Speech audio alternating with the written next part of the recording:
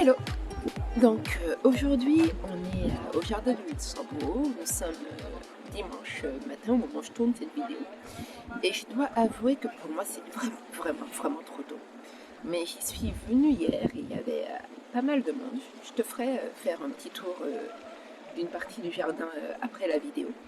Et du coup je me suis dit que c'était mieux de venir tôt le matin pour être à peu près tranquille, même si là il commence déjà à avoir du monde. Et donc, si je suis là aujourd'hui, c'est pour parler quelque chose de différent. J'aimerais bien parler d'écriture. Parce que je raconte des histoires depuis que j'ai l'âge de 6 ou 7 ans. Et j'ai commencé à écrire assez jeune. Et parmi toutes ces années où j'écrivais, j'ai passé plus de temps à être bloquée, à essayer d'écrire des histoires qu'à écrire réellement. Parce que je pense que c'est une problématique que rencontrent toutes les personnes qui sont un petit peu créatives, que ce soit dans la musique, la peinture ou toutes sortes d'art à partir du moment. Disons que les muses peuvent être capricieuses, donc on peut être là et essayer de créer quelque chose et puis il n'y a rien qui sort. Et c'est comme ça qu'un jour j'ai eu l'idée d'écrire un petit texte que j'aimerais partager aujourd'hui avec toi, qui parle de ça finalement, du blocage et de ce qu'on peut ressentir, parce que finalement je pense que c'est quelque chose qui est universel. Donc là j'ai ramené ce petit carnet qui contient le texte, et si je dois être tout à fait honnête, je n'écris jamais sur du papier parce que j'ai une écriture assez affreuse et pour me relire c'est pas possible. Je sais pas ce que ça va donner, mais c'est pas terrible. Mais je me voyais mal me trimballer jusqu'ici avec mon ordinateur. Donc du coup, j'ai préféré venir avec mon... J'ai tout recopié en fait sur un cahier.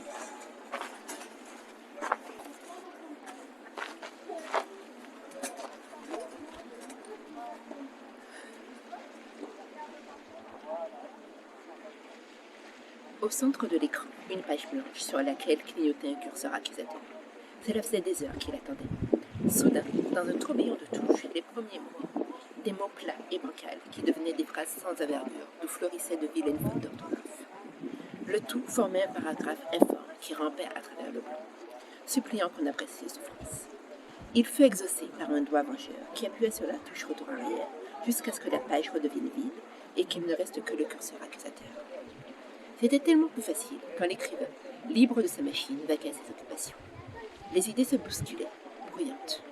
Elle réclamait son attention, lui contait des histoires héroïques, de crimes à résoudre, de secrets de famille, de créatures surnaturelles prises dans des quêtes ancestrales.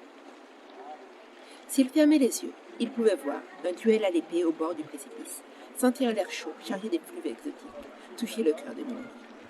Dans son imagination, les mots ployaient, se rangeaient, dociles, sur des centaines de pages pour atteindre la fin. Alors, l'écrivain cédait.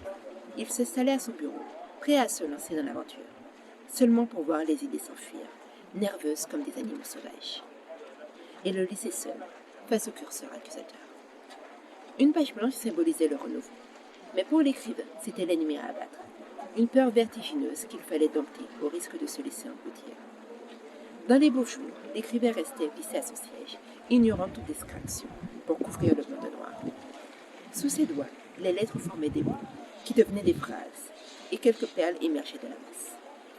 Pendant un instant d'harmonie, les étoiles s'alignaient, les muses se penchaient par-dessus son épaule, et les personnages acceptaient enfin de suivre ses ordres. Bien sûr, le résultat n'était jamais un chef-d'œuvre. Il y aurait des semaines de coupe profonde, de taille prudente et de polissage précis pour obtenir un semblant d'histoire, mais la victoire restait douce. Aujourd'hui n'était pas un bon jour. Le curseur, moqueur, dansait sur la page blanche, l'appelait à prouver sa valeur, le mettait au défi de l'apprivoiser. L'écrivain avait tout autour de lui des livres de plusieurs dizaines d'autres écrivains, plus grands et plus courageux que lui. Face à ces illustres prédécesseurs qui avaient su amener leurs idées à des sommets qu'ils ne faisaient qu'imaginer, ces phrases paraissaient ternes et ces idées triviales. Plutôt que d'affronter les réalités et de tester ses limites, il se laissait submerger par l'ampleur de la tâche. Bientôt, il serait emporté par l'océan de blanc, digéré par les phrases abandonnées, les clichés, les dialogues qui sonnaient faux, les personnages trop parfaits, et recraché par ses muscles précieuses. Alors, vaincu, il ne lui resterait plus qu'à retourner à ses occupations. Ce ne serait que plus tard, alors qu'il poserait la tête sur l'oreiller, qu'une idée viendrait le narguer. Donc voilà, c'est tout pour aujourd'hui. J'espère que ce petit texte t'a plu. Donc je pense que bientôt je vais écrire sur les techniques, les quelques techniques que j'ai appris et que j'utilise pour essayer de vaincre cette page blanche. Si toi aussi ça t'est déjà arrivé d'avoir une idée mais de te retrouver bloqué que tu as aussi des techniques que tu utilises pour booster, pour te permettre de te débloquer finalement, n'hésite pas à le laisser en commentaire. Et puis sinon, on se dit à la semaine prochaine. Merci d'avoir regardé cette vidéo, on espère qu'elle t'a plu.